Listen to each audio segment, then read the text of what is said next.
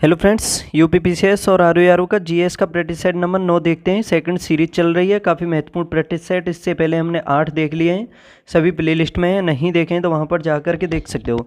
अब देखो, इसमें जैसा कि आपके सामने पहला क्वेश्चन दिया हुआ है, इसका आपको जवाब देना है कमेंट बॉक्स में, और बाकी जो क्वेश्चन होंगे सभी का कमेंट बॉक्स में देते रहना और एंड में चेक करना कितने आपसे सही होते हैं। तो देखो, पहला क्वेश्चन इसमें कथन है और ये बताना है इन दोनों कथनों में कौन सा सही है।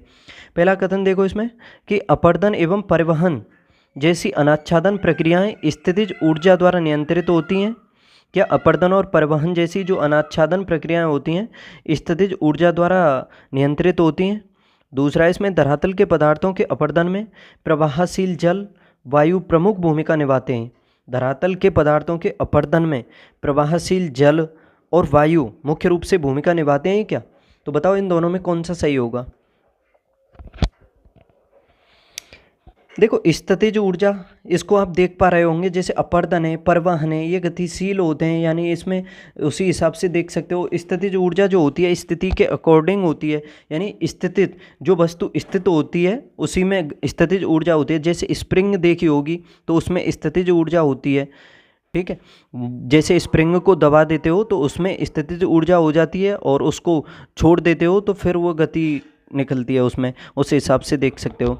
लेकिन अपर्दन और परिवहन जैसी अनाच्छादन प्रक्रियाएं जो होती हैं, ये जो होती हैं ये गतिज ऊर्जा के माध्यम से नियंत्रित होती हैं, ना कि स्थितिज ऊर्जा के माध्यम से। तो ये इसमें गलत हो जाएगा पहला।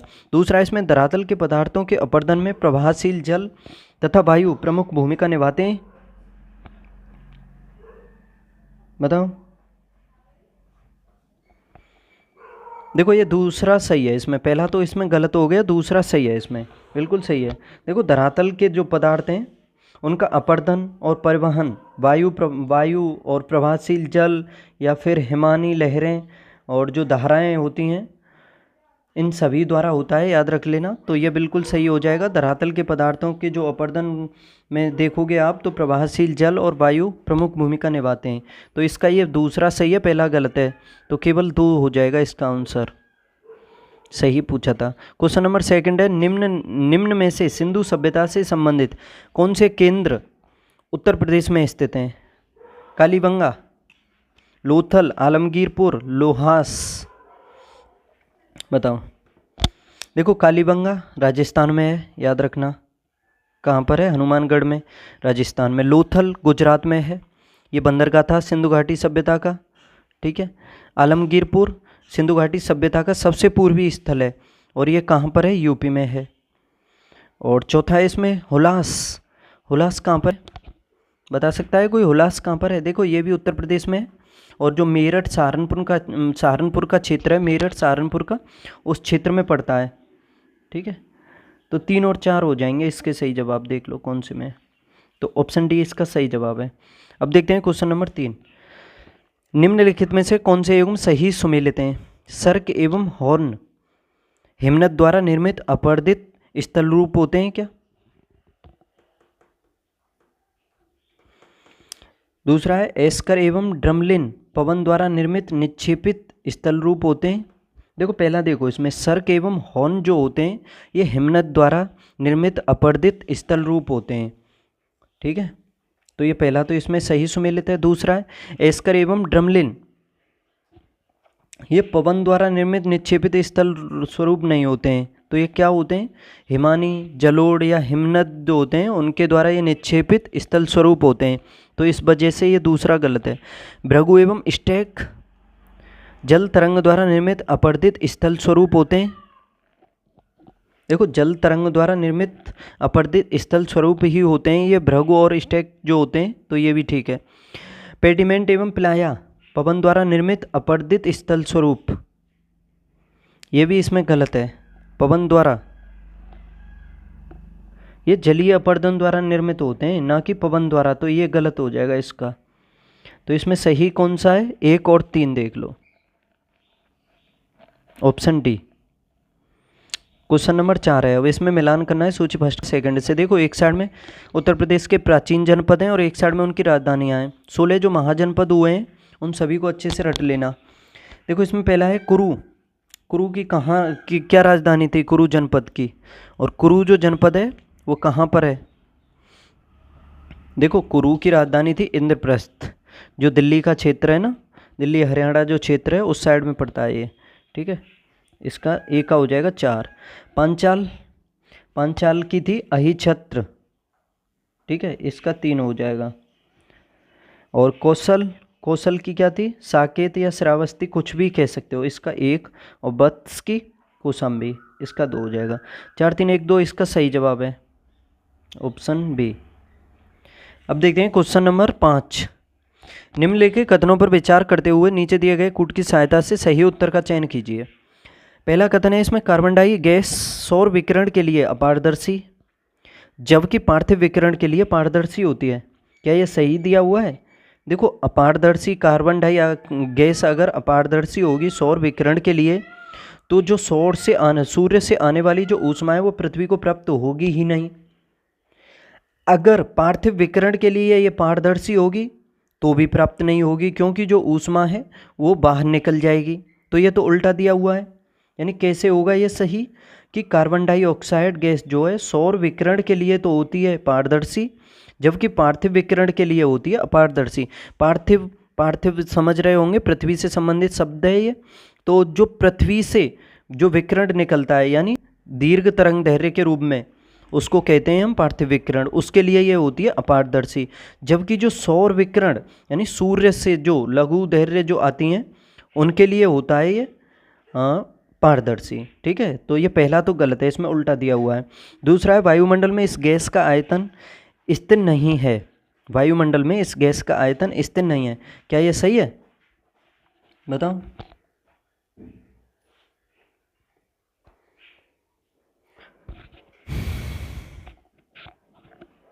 बताओ कार्बन डाइऑक्साइड। तो देखो ये बिल्कुल ठीक है। दूसरा, जब से आपने पढ़ा होगा तो देख पा रहे होंगे, जैसे न्यूज़ों में भी देखते होंगे कार्बन डाइऑक्साइड की मात्रा बढ़ रही है, काफ़ी असर हो रहा है उसका। ग्लोबल वार्मिंग में सबसे महत्वपूर्ण योगदान कार्बन डाइऑक्साइड गैस का ही है। जैसे खनन, उद्योग धंधे, काफ़ी समझ सकते हो, तो काफ़ी असर हो रहा है इसका। यानी जीवाश्म ईंधनों के दहन से इसमें काफ़ी, इसके आयतन में काफ़ी वृद्धि हो रही है, ठीक है। तो इस हिसाब से ये वृद्धि जारी रही तो थोड़े दिनों में जो ग्लेशियर हैं वो काफ़ी पिघल जाएंगे, नदियों में बाढ़ आ जाएगी, काफ़ी यानी जनधन की काफ़ी महामारियां और कह सकते हो काफ़ी घटनाएं होंगी फिर आगे, चरम मौसमी घटनाएं, ठीक है। तो देख सकते हो इसका पहला तो गलत है, दूसरा सही है।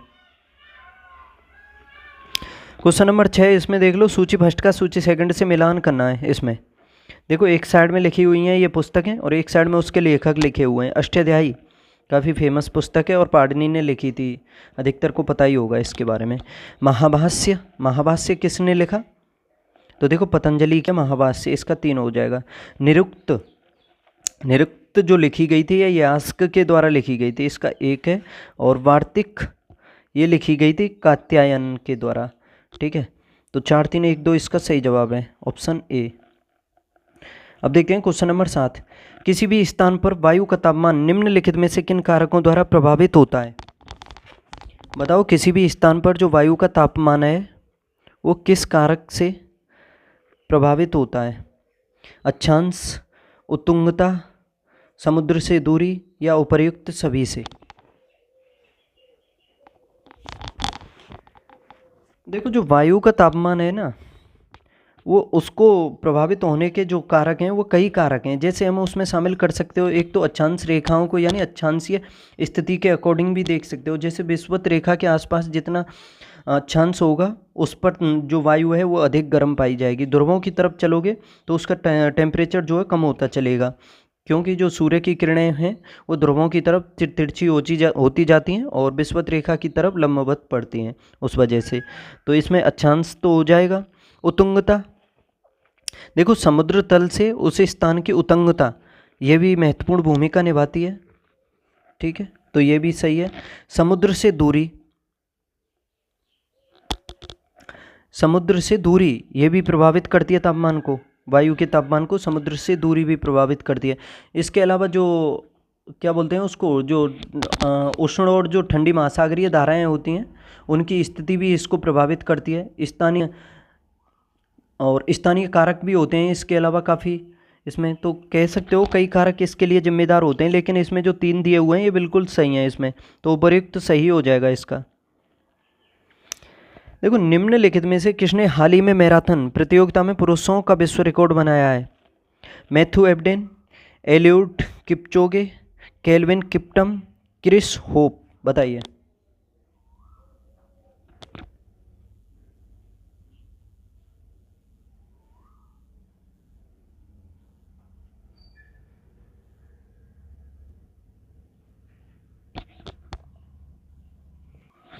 बताओ कौन सा सही जवाब होगा।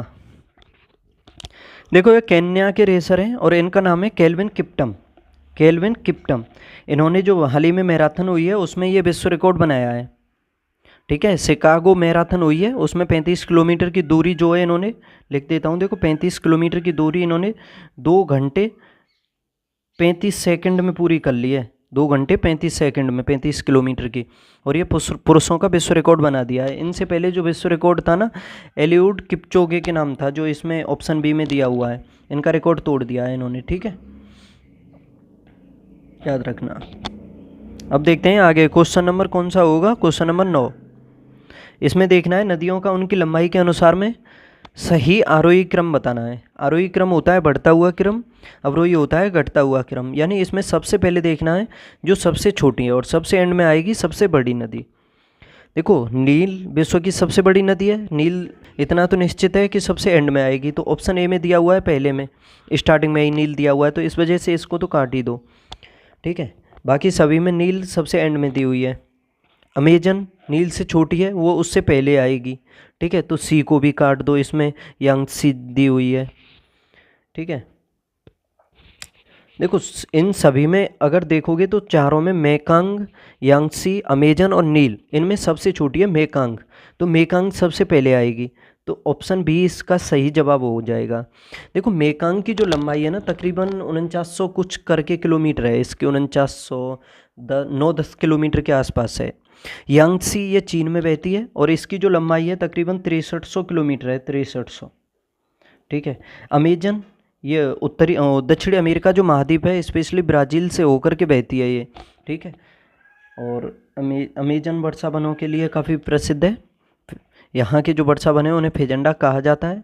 ठीक है, कॉफ़ी उत्पादन के लिए भी काफ़ी फेमस है अमेजन, और यहीं से होकर अमेजन का जो क्षेत्र है वो, और ब्राज़ील से होकर के बहती है। और विश्व की देखी जाए तो ये दूसरी नंबर की नदी है विश्व में लंबाई के माध्यम से, लेकिन अगर इसके क्षेत्र के हिसाब से देखोगे, जल ग्रहण जो क्षेत्र है इसका, वो विश्व में सबसे अधिक है। ठीक है, और इसकी जो लंबाई है 6400 कुछ है, 430-35 किलोमीटर के आसपास है, और देख लेना आप। ठीक है, लेकिन नील नदी जो है ये अफ्रीका महाद्वीप से होकर के बहती है। मिस्र को नील नदी का वरदान भी कहते हैं इसी वजह से। ठीक है, और इसकी जो लंबाई है 6695 किलोमीटर है, इसका तो याद कर लेना, 6695 किलोमीटर सबसे बड़ी है। ठीक है, ऑप्शन बी इसका सही जवाब है। क्वेश्चन नंबर 10 देखते हैं। अब इसमें मिलान करना है सूची फर्स्ट का सूची सेकंड से। देखो, एक साइड में केंद्र लिखे हुए हैं और एक साइड में उससे संबंधित खनिज लिखे हुए हैं। यानी पहले तो ये देख लो कि लौह अयस्क किस केंद्र से संबंधित है, कहाँ उत्पादन होता है लौह अयस्क का। क्या पूछा है इसमें, एक सेकंड, मिलान ही करना है। अच्छा चलो देखो, मक्कुम केंद्र जो है किसके लिए प्रसिद्ध है, मक्कुम। देखो, कोयला उत्पादन के लिए फेमस है मक्कुम जो है, इसका तो 2 हो जाएगा। डल्ली राजहरा ये लौह अयस्क के लिए संबंधित है। ठीक है, तो इसका हो जाएगा 1। कोरापुट बॉक्साइट के लिए उड़ीसा में है कोरापुट, याद रखना। चित्रदुर्ग ये मैग्नीज से संबंधित है। तो 2, 1, 4, 3 इसका सही जवाब है, 2, 1, 4, 3। अब देखते हैं क्वेश्चन नंबर 11। देखो, इसमें भी मिलान करना है आपको। एक साइड में पदार्थ लिखे हुए हैं और एक साइड में अग्रणी उत्पादक देश लिखे हुए हैं। देखो, गेहूं और चावल में, चावल यानी गेहूं और चावल के उत्पादन में देखोगे तो सबसे पहले स्थान पर है चीन। ठीक है, कौन है, चीन। भारत इसमें दूसरे स्थान पर है, तो सबसे पहले ए का मिलान हो जाएगा 3 से। कपास और केले में देखो केला, अगर इसे इस हिसाब से भी कर सकते हो कि केला उत्पादन में तो भारत पहले पर है। अगर कपास में कन्फ्यूजन हो तो भी हो जाएगा ये, लेकिन कपास और केले दोनों में भारत का स्थान पहला है। इसमें इसका 4 होगा। कहवा और सोयाबीन, इसके उत्पादन में ब्राज़ील है। और अनानास एवं पॉल ऑयल फ्रूट, ये इंडोनेशिया। ठीक है, 3 4 2 1 इसका सही मिलान है ऑप्शन ए। निम्नलिखित कथनों में से कौन सा या कौन से कथन सत्य हैं, ये बताना है। रेडियोधर्मी प्रदूषण मापन की एसआई इकाई क्यूरी है। क्या पहला कथन सही है? रेडियोधर्मी प्रदूषण मापन की एसआई इकाई क्यूरी है। दूसरा है इसमें रेडियोधर्मी विकिरण से जीवों में आनुवंशिक गुण परिवर्तित हो जाते हैं। तो बताओ इन दोनों में से कौन सा सही है। देखो दोस्तों, अगर आपको इसकी पीडीएफ चाहिए तो टेलीग्राम चैनल है, उसको ज्वाइन कर लो, उस पर मिल जाएगी। और एक चीज़ बता दूं कि थोड़े दिनों के बाद डिजिटल पैनल पर क्लासें हुआ करेंगी, सभी सब्जेक्टों की, current affairs, history, polity, economics सभी की चलेंगी टोटली, इंग्लिश वगैरह, और प्रैक्टिस सेट भी चलते रहेंगे। ठीक है, चैनल को सब्सक्राइब कर लो, लाइक शेयर भी कर दो सभी के बीच, ये यूजफुल होने वाले हैं प्रैक्टिस सेट आपके लिए एग्जाम में, देख लेना। देखो, रेडियोधर्मी प्रदूषण के मापन की एसआई इकाई जो है ये क्यूरी नहीं है, इसको गलत कर दो, पहला इसमें बिल्कुल गलत है। तो फिर क्या है इसकी जो इकाई है रेडियोधर्मी की, ये बेकुरल है, बेकुरेल। ठीक है, बेकुरेल लिख देता हूँ, बेकुरेल। ठीक है, दूसरा इसमें रेडियोधर्मी विकिरण से जीवों में आनुवंशिक गुण परिवर्तित हो जाते हैं या हो सकते हैं। तो देखो ये दूसरा सही है, ये बिल्कुल सही है दूसरा, तो सही जवाब होगा इसका ऑप्शन बी। अब देखते हैं आगे क्वेश्चन नंबर 13। निम्नलिखित में से किस देश में यूरेनियम के सर्वाधिक भंडार हैं? ऑस्ट्रेलिया, कजाकिस्तान, कनाडा, रूस। भारत में कोई बता सकता है कि यूरेनियम का उत्पादन सबसे अधिक किस क्षेत्र में और कहाँ पर होता है, किस राज्य में होता है? तो बताओ निम्नलिखित में से किस देश में और कहाँ पर सबसे बड़ी यूरेनियम उत्पादन की खान है भारत में? किस देश में होता है यूरेनियम का सबसे अधिक उत्पादन? देखो, वर्ल्ड न्यूक्लियर एसोसिएशन के अनुसार 2021 में देखोगे तो यूरेनियम के सर्वाधिक जो भंडार हैं वो ऑस्ट्रेलिया में है। कहाँ पर है? ऑस्ट्रेलिया में। तो इसका सही जवाब है, क्या पूछा है इसमें? सर्वाधिक भंडार पूछा है। ठीक है, ऑस्ट्रेलिया में तकरीबन 28 से 30% के आसपास भंडार है ऑस्ट्रेलिया में। कजाकिस्तान का दूसरे स्थान पर नंबर है, इसमें 13-14% के करीब है। कनाडा में भी 10-11% है इसमें। अगर बात करें इसके उत्पादन की, मैंने बोल दिया था शुरू में उत्पादन, ये तो भंडारण हो गया ऑस्ट्रेलिया में सबसे अधिक, लेकिन जो यूरेनियम का उत्पादन करता है ना वो कजाकिस्तान करता है। ठीक है, सबसे अधिक उत्पादन कौन करता है? कजाकिस्तान, याद रखना। कनाडा दूसरे स्थान पर है इसमें। और भारत में देखोगे आप यूरेनियम, आंध्र प्रदेश यूरेनियम के लिए काफ़ी फेमस है। ठीक है, कुड़प्पा जो क्षेत्र है उस क्षेत्र में, YSR वगैरह जो है उस क्षेत्र में। और उत्तर प्रदेश में कौन सा जिला है यूरेनियम से? तो ललितपुर है, ललितपुर, जो 3 साइड से मध्य प्रदेश से घिरा हुआ है, एकमात्र राज्य झांसी उससे सीमा बनाता है ललितपुर, याद रखना। ठीक है, तो इसका सही जवाब क्वेश्चन का भंडारण है ऑस्ट्रेलिया में। निम्नलिखित में से कौन सा विकल्प सही सुमेलित है? सही विकल्प बताएं। रेडियम एडवर्ड जेनर, बताइए क्या रेडियम एडवर्ड जेनर से संबंधित है? तो देखो ये गलत है, ये मैडम क्यूरी जो है उससे संबंधित है रेडियम। एक्सरे ये भी गलत है इसमें। रोंटजन, एक्सरे का आविष्कार किसने किया था? रोंटजन ने, याद रखना। पेनिसिलिन ये भी गलत है, ये अलेक्जेंडर फ्लेमिंग से संबंधित है और इसी के लिए इन्हें नोबेल पुरस्कार भी दिया गया था। रडार, रॉबर्ट वॉटसन, तो यही मिलान सही है, इसका ऑप्शन डी सही हो जाएगा। रडार का आविष्कार किसने किया? रॉबर्ट वॉटसन ने। रेडियम का मैडम क्यूरी ने। एक्सरे का रोंटजन ने। और पेनिसिलिन का अलेक्जेंडर फ्लेमिंग ने। रडार का रॉबर्ट वॉटसन ने। क्वेश्चन नंबर 15, निम्न में से किस राज्य की सीमा बांग्लादेश से नहीं मिलती है? मेघालय, त्रिपुरा, मणिपुर, मिजोरम। बताइए, मेघालय, त्रिपुरा, मणिपुर, मिजोरम। देखो, मणिपुर की जो सीमा है म्यांमार से लगती है, ना कि बांग्लादेश से। बाकी सभी की जैसे मेघालय है, मेघालय किससे भी लगती है। त्रिपुरा 3 साइड से बांग्लादेश से सीमा बनाता है। मणिपुर से नहीं लगती है, ये म्यांमार से लगता है। और मिजोरम से लगती है। ठीक है, इसका सही जवाब हो जाएगा ऑप्शन सी, याद रखना। देखो बांग्लादेश से जो सीमा बनाने वाले भारत के राज्य हैं उसमें पश्चिम बंगाल बनाता है। पश्चिम बंगाल सबसे अधिक सीमा बांग्लादेश से बनाता है, तकरीबन 2200 किलोमीटर के आसपास है। असम भी बनाता है इसमें, और मेघालय बनाता है, त्रिपुरा भी बनाता है, और मिजोरम। तो समझ सकते हो ये 5 राज्य हैं जो बांग्लादेश से सीमा बनाते हैं। ठीक है, भारत की जो सीमा लगती है बांग्लादेश से लगती है, और सबसे अधिक भारत की सीमा बांग्लादेश से ही लगती है। तकरीबन 4096.7 किलोमीटर के आसपास ये बांग्लादेश से सीमा लगती है। उसके बाद लगती है चीन से, तकरीबन 3433 है या कुछ और है, इसे देख लेना, 3400 करके है कुछ। उसके बाद पाकिस्तान से है, 3300 कुछ है इसमें। ठीक है, इस हिसाब से देख सकते हो। आगे देखते हैं अब क्वेश्चन नंबर 16। लोहा प्राप्त किया जाता है हेमेटाइट से, चूने के पत्थर से, मोनोजाइट रेत से, पिच ब्लेड से, बताइए। देखो लोहा जो है हेमेटाइट अयस्क से प्राप्त किया जाता है। किससे? हेमेटाइट अयस्क से। ठीक है, तो ऑप्शन ए इसका सही जवाब हो जाएगा, हेमेटाइट अयस्क से।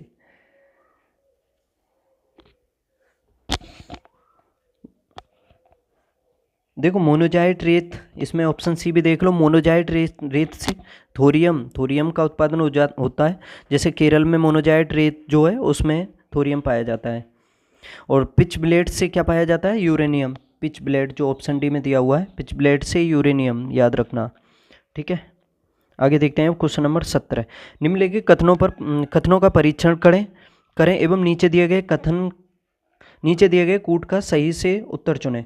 देखो पहला है इसमें कि देवप्रयाग अलकनंदा एवं भागीरथी नदी के संगम पर स्थित है। क्या देवप्रयाग जो है अलकनंदा और भागीरथी के संगम पर स्थित है? देखो प्रयागराज में, देवप्रयाग में कह सकते हो या प्रयागराज कह सकते हो, वहाँ पर अलकनंदा और भागीरथी दोनों आकर के मिलती हैं। ठीक है, बिल्कुल सही जवाब है। और इसी संगम पर कुंभ का मेला भी लगता है। दूसरा इसमें रुद्रप्रयाग अलकनंदा एवं मंदाकिनी नदी के संगम पर अवस्थित है। रुद्रप्रयाग जो है अलकनंदा और मंदाकिनी के संगम पर स्थित है।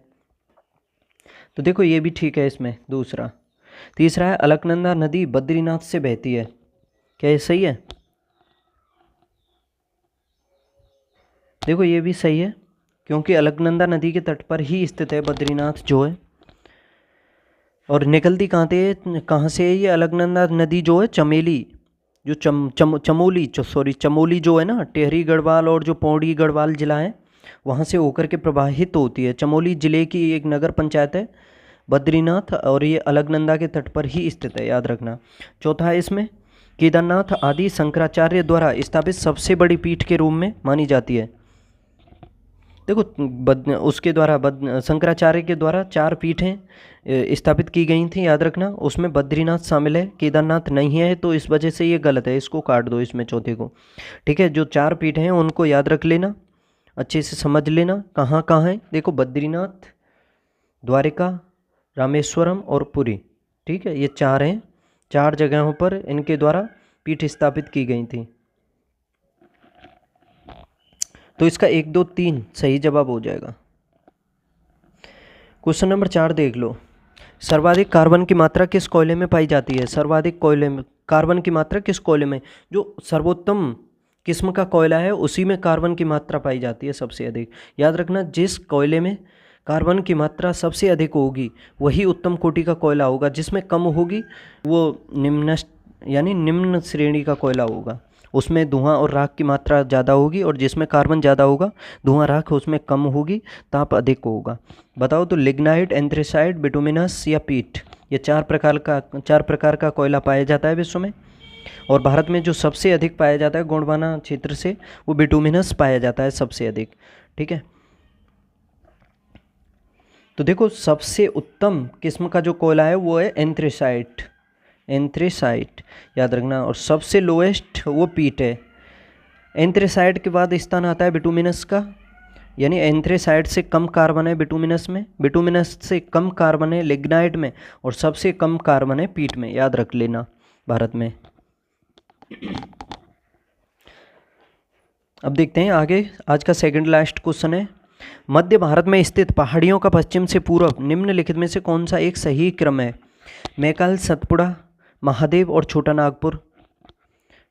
देख लो, इन चारों पहाड़ियों में बताना है आपको पश्चिम से पूर्व। बताओ। देखो इन चारों में जो सबसे पश्चिम में पड़ेगी ना वो सतपुड़ा पहाड़ी पड़ेगी, याद रखना। सतपुड़ा के बाद पड़ेगी महादेव, तो दूसरे स्थान पर महादेव आएगा। महादेव के बाद मैकाल तीसरे पर और चौथे पर आएगा छोटा नागपुर का पठार। अब ये क्वेश्चन में देख लो, सबसे पहले सतपुड़ा बी और सी में है, बी और डी में है, ए और सी को तो काट ही दो, ठीक है। सतपुड़ा के बाद बताया मैंने महादेव, महादेव के बाद बताया मैंने मैकाल और सबसे बाद में छोटा नागपुर, तो ऑप्शन बी इसका सही जवाब है। और दोस्तों आज का क्वेश्चन है लास्ट, ये आपके सामने, जवाब बता दो इसका कि जल की स्थायी कठोरता के लिए निम्न में से कौन उत्तरदायी है? कैल्शियम कार्बोनेट, सिल्वर पोटेशियम के क्लोराइड, मैग्नीशियम बाइकार्बोनेट, कैल्शियम और मैग्नीशियम के क्लोराइड व सल्फेट। बताओ जल की स्थायी कठोरता के लिए।